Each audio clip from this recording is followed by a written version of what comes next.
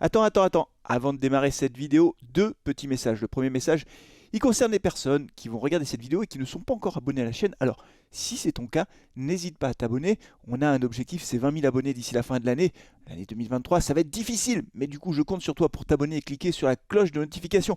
Le deuxième message, celui-là, il s'adresse à tout le monde, ceux qui sont abonnés, ceux qui ne sont pas abonnés. Je ne sais pas combien de temps va durer cette vidéo, donc prends ton temps. Va te faire un petit café, mets la vidéo sur pause, un petit thé. Voilà, c'est un débrief à froid comme j'aime bien en faire de temps en temps. Donc je ne sais pas combien de temps ça va durer.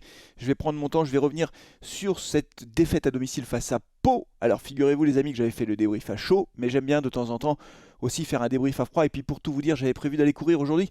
Mais comme Ghislaine a eu la gentillesse de partager son virus avec moi, je suis KO et je ne suis pas allé courir, ce qui m'a laissé beaucoup de temps pour pouvoir regarder de nouveau le match de l'AS Saint-Etienne. Et bah oui, j'ai regardé encore le match. Alors j'avais vu la deuxième mi-temps, mais je n'avais pas vu la première mi-temps. Donc j'ai regardé la première et la deuxième mi-temps.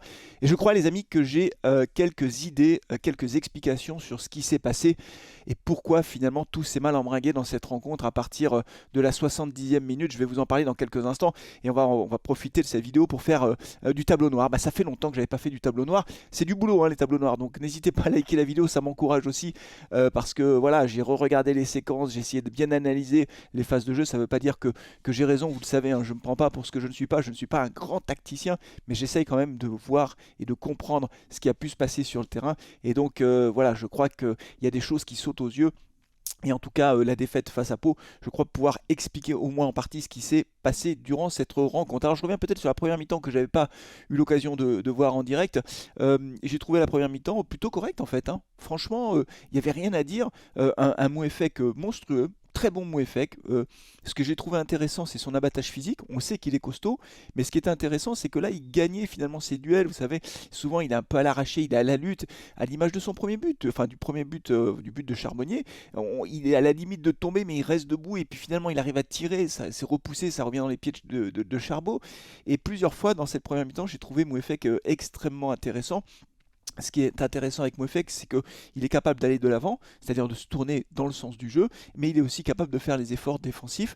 Et donc c'était plutôt une première mi-temps. Ce que j'ai vraiment regretté, c'est en toute fin de première mi-temps, le débordement d'Apia. Il y avait Charbot qui était tout seul et Apia fait une passe à l'adversaire, alors que franchement, sur cette occasion-là, à mon avis, on aurait eu la possibilité de faire le break si le coup avait été un petit peu moins mal joué de la part de Denis Apia, qui a vraiment complètement raté finalement cette occasion. Il s'est un peu précipité, j'ai l'impression, et donc il fait une passe à l'adversaire. Alors que là, si on avait mis le deuxième but avant la deuxième mi-temps, avant la fin de la première mi-temps, franchement, c'était le scénario idéal. On aurait fait le break, et là, je pense que le match aurait été plié. Toujours est-il qu'on redémarre la rencontre, et donc on tient ce score de 1-0 jusqu'à la 69e minute. Et là, à la 69e minute, ce qui est intéressant, c'est que Laurent Batlos fait ses changements. Alors, pendant le direct et après pendant le live, le débrief à chaud, pardon, je me suis posé la question de savoir si Laurent Batlos avait changé de dispositif. Au fond, il avait un 4-4-2, ce que j'avais souhaité, en tout cas j'en avais émis l'idée dans mon avant-match. Et est-ce que l'entrée de Lobry et de Cafaro avait changé en quelque sorte, à la place de Chambaud et à la place de Mouefek, avait changé le dispositif? Est-ce qu'on était passé en 4-3-3? Mon sentiment, après avoir revu le match, c'est que non. C'est-à-dire qu'il a laissé Charbot et Sissoko sur le terrain, et j'ai pas le sentiment qu'il ait dit à ses joueurs, vous passez en 4-3-3. Mais, et c'est là qu'il y a un gros problème, les amis. Vous allez voir, on va commencer. En fait, je vais faire deux actions au tableau noir. Voilà. Il y aura le deuxième but de Pau.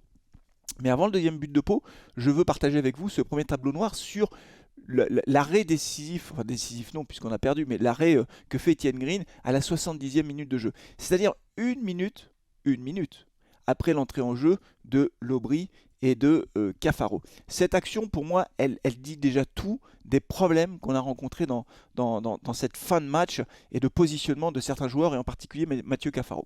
Donc, vous avez ici à l'écran, je vous le mets à l'écran, cette première image, vous avez une action qui se passe sur le côté droit. Vous voyez, on est à la 69e minute, donc ils viennent vraiment de rentrer, hein, ils sont rentrés il y a 30 secondes. Le ballon est sur le côté, enfin le côté gauche des buts gardé par Etienne Green, avec Nadé qui est au contact du joueur. On voit qu'il y a Briançon qui est dans l'axe et qui tient le marquage de l'attaquant de Pau. Et puis on a Apia qui est au marquage du joueur, je crois que c'est le numéro 20, je ne sais plus comment il s'appelle. Et on voit qu'on a Mathieu Cafaro, on le reconnaît avec son bandage sur son poignet gauche, qui laisse Seive, là ils sont pas très loin, ils sont à 3 mètres, 3-4 mètres l'un de l'autre, et Seive est sur le côté gauche sur la gauche de Cafaro, mais vous voyez ils sont pas si loin que ça, et Cafaro est dans le rond central. Et en fait, ce qui est très intéressant, et qui relève tout, c'est que vous le voyez sur cette deuxième image du coup, c'est que Seive décide de monter. On voit qu'il y a un autre joueur de Pau qui est un peu en retrait, qui va aller en quelque sorte au deuxième poteau. Sur cette action, on voit que sur le ballon, on a trois Stéphanois. Trois Stéphanois qui ne vont pas empêcher le joueur de Pau de faire la passe quand même, ça c'est un peu embêtant. On a Briançon qui est toujours au marquage dans l'axe, et on a Denis Appia qui est toujours bien au marquage. Donc jusque là j'ai envie de dire que tout va bien, sauf qu'on voit bien qu'il y a un décalage qui est en train de se faire, avec Seive qui a déjà pris, il a plus 3 mètres d'écart avec Cafaro, il en a plutôt 4 ou 5 là. Donc il a déjà un petit peu accéléré, et Cafaro lui reste passif. Cafaro il laisse Henri Seive s'en aller, alors qu'il n'y a plus personne, puisque Denis Appia est déjà au marquage. Donc là, c'est déjà un gros problème, c'est que on voit bien que Cafaro ne fait pas l'effort défensif, alors qu'il vient juste de rentrer sur le terrain, c'est quand même incroyable. Il est frais, il est en pleine forme, et là, on voit qu'il laisse Seive s'échapper, et vous le voyez sur l'image suivante, l'image numéro 3, là pour le coup, Seive accélère, il sprint, parce qu'il sent qu'il y a un coup à jouer. Le joueur de Pau qui a le ballon, lui, il voit Henri Seive qui est en train de faire l'appel. Denis Appia, lui, il est pris entre les deux joueurs. Il est pris entre le numéro 23, il était au marquage de ce joueur-là. Mais il sent bien qu'il y a Henri Seive qui arrive dans son dos. Donc il est un peu entre les deux. Vous voyez, d'ailleurs, on le voit comme ça, il ne sait pas trop où va aller le ballon. Sauf qu'il est en infériorité numérique, Denis Appia. Il a 2 joueurs à marquer, il ne peut pas le faire. Et pendant ce temps, on a Cafaro qui trottine tranquillement, quoi. Et même à ce moment-là, il se dit pas, tiens, il faut que j'accélère, en fait. C'est ça qui est incroyable. Et puis derrière, on a le joueur de Pau aussi qui est en train de courir, donc il y aurait même une solution, c'est-à-dire que Seive, en récupérant le ballon, aurait pu, s'il n'avait pas récupéré le ballon juste à l'entrée de la surface tout seul pour pouvoir frapper, il aurait même pu décaler encore l'autre joueur de Pau qui était tout seul. Donc on voit déjà sur cette première palette, en quelque sorte, sur ce premier tableau noir, qu'on a un gros problème de marquage de Cafaro qui ne suit pas Seive sur cette action, qui le laisse partir tout seul. J'y reviendrai après sur l'explication, parce que derrière, une fois qu'on a fait le constat, il faut qu'on essaie d'expliquer ce qui s'est passé. Le deuxième tableau noir concerne le deuxième but de Pau. Bon, le deuxième but de Pau, il est incroyable.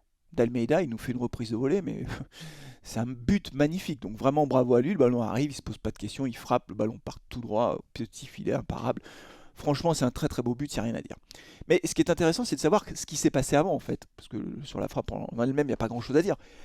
En fait, l'action, elle aussi, nous montre les carences défensives, notamment de Cafaro sur cette action-là. Donc, vous voyez, le ballon, il est dans le camp de Pau, sur cette image, avec un joueur de Pau qui est sur le côté, toujours le même. Là, d'ailleurs, c'est le numéro 30, en fait. Tout à l'heure, je vous dis 23, c'est le numéro 30. Et Denis Appia qui est un petit peu décalé, mais Denis Appia sent que le joueur de Pau va lui donner le ballon. Donc, il s'avance un petit peu. Et il va aller au marquage de ce joueur de Pau qui va recevoir le ballon dans quelques instants. Ça, c'est une situation très traditionnelle, il n'y a rien à dire. Pour le moment, Cafaro, lui, il est en train de reculer, donc il suit le joueur de Pau. Donc jusque-là, tout va bien. Juste un petit truc, je ne l'ai pas entouré, mais vous voyez derrière avec son brassard jaune, on voit Henri Seive qui est dans le rond central. Et attention, on va le retrouver dans quelques instants, Seive. Donc là, pour le moment, c'est une action assez classique, avec Appia qui va aller au marquage, sur le porteur du ballon. Une fois que le ballon va lui arriver dessus, il va aller dessus. Et Cafaro qui, pour le moment, suit le joueur de Pau comme il doit le faire. Le joueur de Pau, le ballon, la passe est faite. Donc là, on voit qu'une fois que la passe est faite, on a Denis Appia qui s'est rapproché. Tout à l'heure, il était un peu loin, mais du coup, il va sur le porteur du ballon. C'est tout à fait logique pour l'empêcher de jouer. Donc ça, c'est très bien. Et donc, Cafaro, il est toujours au marquage. Il est toujours au marquage du joueur de Pau qui l'a suivi. Là, il fait l'effort défensif, Cafaro. Derrière, on voit que Seive est un petit peu tout seul. Donc là, pour le coup, je crois que c'est Bouchouari qui est à côté. On peut dire que le marquage est un petit peu trop lâche de Benjamin Bouchouari, ce qui veut dire que Henri Seive, lui, il est tout seul, il est un petit peu à l'affût. Donc le joueur de Pau qui a le ballon, balle au pied là, il va revenir dans l'axe en fait. Il va revenir dans l'axe et dans ce cas-là, comme Denis Appia est au marquage de ce joueur, il va le suivre. Voilà, on va le voir sur l'image suivante. Voilà, donc Denis Appia suit le joueur qui lui, le joueur de Pau, va chercher un appui avec Seive qui est derrière, juste derrière, donc c'est assez classique, assez facile. Là, on voit déjà qu'il y a un petit truc qui est en train de se passer, c'est Cafaro qui laisse le joueur de Pau lui passer derrière, d'accord? C'est-à-dire que Cafaro n'est pas entre son but et le joueur de Pau, ce qui n'est pas bon puisque, évidemment, en règle générale, quand tu es au marquage d'un joueur, il faut toujours que tu sois entre ton but et lui, parce que sinon, tu prends le risque qu'il parte dans ton dos. Donc là, on voit que Cafaro, comme le ballon revient dans l'axe, finalement, on sent qu'il va peut-être lâcher un petit peu le marquage. En tout cas, on le voit sur cette image, Cafaro qui se retourne vers le ballon, alors que le joueur de Pau, lui, il continue. Toujours est-il que Seivet récupère le ballon. Sur l'image suivante, on voit que Seivet, en rouge, accélère, là on voit qu'il a une grande enjambée, hein, vous le voyez, il accélère vraiment. Denis Appia, lui il est un petit peu perdu parce que son joueur, il est parti dans le centre, donc il va pas le suivre dans l'axe en fait, sinon il dézone trop, surtout qu'il y a Bouchouari qui est juste à côté. Et puis on a Cafaro qui est hyper statique, c'est-à-dire que Cafaro regarde Seivet, vous le voyez, hein, Sissoko court derrière mais il n'arrivera pas à le rattraper. Cafaro regarde Seivet comme ça, sauf que vous voyez le joueur, là, le numéro 30 de Pau derrière, il est en train d'accélérer, ça y est, il sent le bon coup, surtout qu'il n'est pas hors jeu parce qu'il y a Briançon, Nadé et il y a Petro de l'autre côté. Donc lui, il sent qu'il y a un coup à jouer et on voit tout de suite que Seivet, lui, entre Appia et Cafaro, il y a un boulevard pour faire une passe en profondeur. Et que si jamais il fait cette passe en profondeur, vous voyez bien que comme le joueur de Pau accélère et que Cafaro, il est face à Seivet, le temps qu'il se retourne, qu'il accélère alors que l'autre il est déjà en pleine course, jamais il peut le rattraper. Et donc on va le voir sur la dernière image de ce tableau noir, c'est assez frappant. Vous voyez que très clairement, le joueur de Pau a pris, allez, j'ai envie de dire 8 mètres d'avance, 7-8 mètres d'avance sur Appia et Cafaro qui se marchent dessus d'ailleurs. Sauf que lui, il est parti, le joueur de Pau. Il va aller jusqu'à la ligne de but et il va ajuster son centre tranquillement, même si Briançon essaie de faire le pressing. Il a tout le temps d'ajuster son centre. Et après, que se passe-t-il? Il y a Petro qui est dans l'axe qui va dégager de la tête, sauf qu'il dégage plein axe. Et derrière, on connaît l'histoire d'Almeida arrive. Donc voilà ce qui s'est passé, les amis. On voit bien que là, il y a une grosse carence défensive, une grosse lacune de marquage, comme sur la frappe de Seivet tout à l'heure que j'ai mis dans le premier tableau noir, arrêté par Etienne Green. Mais dans les deux cas, c'est Mathieu Cafaro qui fait preuve de carence défensive. Alors, une fois qu'on a dit ça, je ne cherche pas pour stigmatiser Mathieu Cafaro spécifiquement. Hein, quand une équipe perd, c'est tout le monde qui est responsable. Je n'aime pas dire « Ah bah oui, c'est de sa faute, c'est de sa faute ». J'aime pas trop ça. Moi, la question que je me pose, les amis, par rapport à ça, en fait, c'est sur le coaching de Laurent Batles. Parce que quand on réfléchit 2 secondes, à la 69e minute, quand il fait ses 2 premiers changements, donc il y a Lobry qui rentre, Cafaro qui rentre, il sort Chambaud et Mouefek. Donc, et Chambaud prend la place de Mouefek. Mouefek jouait sur le côté de Chambaud.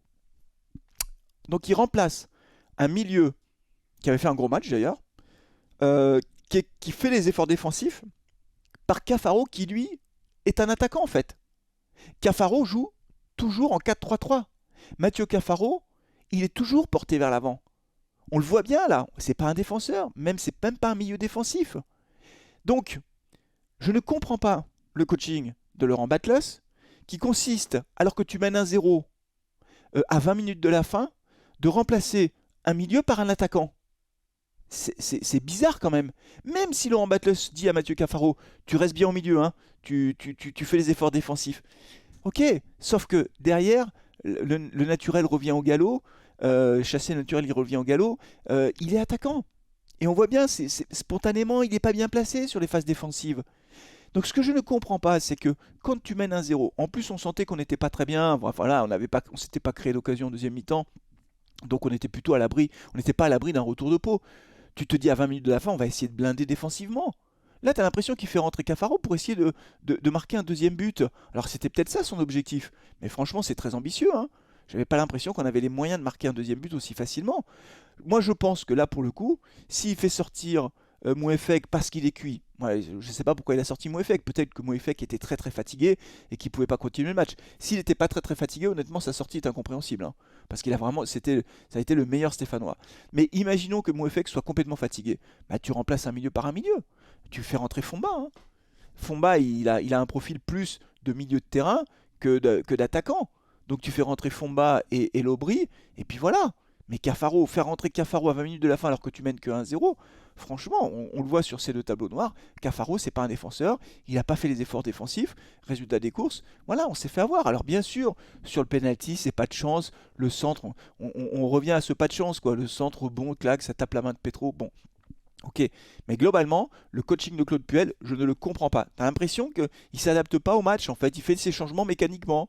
Voilà, Cafaro, soit il est titulaire, soit il rentre en cours de match. Même si on gagne 1-0, Cafaro rentre. Bah non, Cafaro rentre pas. Voilà, c'est tout, c'est comme ça. Ou alors, sinon, tu fais sortir Charbonnier, tu fais rentrer Cafaro et tu le fais jouer en pointe à ce moment-là. C'est pas la même chose. Mais tu ne demandes pas à Cafaro de jouer milieu sur le côté droit, alors que tu sais qu'il ne fait pas les efforts défensifs. Voilà, voilà les amis. Alors, c'est l'analyse que j'en fais. Évidemment, ça ne tient pas qu'à ça. Dites-moi ce que vous en pensez dans les commentaires. Est-ce que vous êtes d'accord ou pas avec cette idée-là? Voilà, le débat est ouvert comme à chaque fois. Et la question maintenant qu'il faut se poser, c'est de savoir ce qui va se passer à l'avenir. Voilà, c'est la dernière partie de ce débrief à froid. Les matchs ont eu lieu, quasiment tous. Pas tous, hein, mais le miracle, en fait, c'est que pour l'instant, on est encore sixième, quoi. C'est-à-dire qu'on a 24 points, je vous mets le classement à l'écran, donc le Stade Lavallois s'envole, hein, 32 points. Derrière, on a Angers, Grenoble 27, Auxerre 26, Guingamp 24, Saint-Étienne 24. On va jouer à Amiens qui a 20 points. Voilà, donc ce ne sera pas un déplacement facile, hein, ils sont 10e, mais ils sont largement à notre portée. Et après, on va recevoir l'en avant Guingamp qui est devant nous. Donc moi, mon sentiment, les amis, alors je vois bien sur la communauté des supporters stéphanois, on s'est mis à rêver. Voilà, donc 10 matchs sans défaite, on monte deuxième, ça y est, on commence à avoir des étoiles dans les yeux, donc on se met à rêver. Et derrière 3 défaites consécutives, donc on passe d'un extrême à l'autre. C'est-à-dire qu'on passe de waouh, génial, à on va s'effondrer. Même si certains ont toujours dit non, non, on est en sur-régime, on est trop nul, etc. Moi je pense, mon sentiment les amis, c'est que rien n'est perdu. Hein. Rien n'est perdu. Hein. Faut pas non plus. C'est ça le foot aussi. Hein. On n'est qu'à la 15e journée. Hein. Voilà, il y a 38 journées. Donc on n'est qu'à la 15e journée, il y a 38 journées, on n'est même pas à la mi-saison. Vous vous rendez compte le nombre de matchs qui restent à jouer? Donc voilà, donc je crois qu'il faut savoir raison garder. Ça peut vite revenir. On va avoir les retours normalement de Batu Bisinka, d'Ibrahima Wadji. Donc ça va apporter un peu de sang neuf. Ça va apporter de la solidité défensive. Donc je crois qu'il faut pas non plus complètement sombrer. Alors 3 défaites consécutives. Celle face à Pau, honnêtement, je la trouve cruelle. Voilà, je pense que le match nul aurait été plus mérité. Mais parce que franchement, Pau, c'est quasiment hold-up. Hein. Voilà, un penalty, ils n'ont pas eu 36 occasions. Hein. Il y a Etienne Green qui fait l'arrêt miracle sur la frappe de Saivet, il fait une sortie en première mi-temps. Mais franchement, le match nul aurait été plus équitable. Alors vous allez me dire, ouais, il faut gagner ce genre de match, c'est vrai. Mais ce que je veux dire, c'est que tout n'est pas perdu. Il reste énormément de matchs, donc il faut essayer de rester un petit peu positif, même si c'est pas facile. Voilà, et on suivra les prochaines rencontres, à commencer par samedi prochain face à Amiens. Voilà les amis, alors c'est le débrief à froid. Merci d'avoir suivi cette vidéo. Je sais pas si elle vous a plu, dites-le moi dans les commentaires. Likez-la si elle vous plaît. Et puis voilà, le tableau noir, ça fait longtemps que je n'en avais pas fait, donc je suis content d'en avoir fait un. J'espère que là aussi, ça vous a donné un autre éclairage. Et là aussi, si vous n'êtes pas d'accord, dites-le moi, mais sans vous énerver. Hein. On a le droit de pas être d'accord, mais c'est pas la peine de s'énerver. En plus, comme je suis un peu malade, ouais, faut prendre soin de nous les uns les autres. Voilà. Allez, prenez soin de vous, de vos proches, et puis allez les verts, ciao.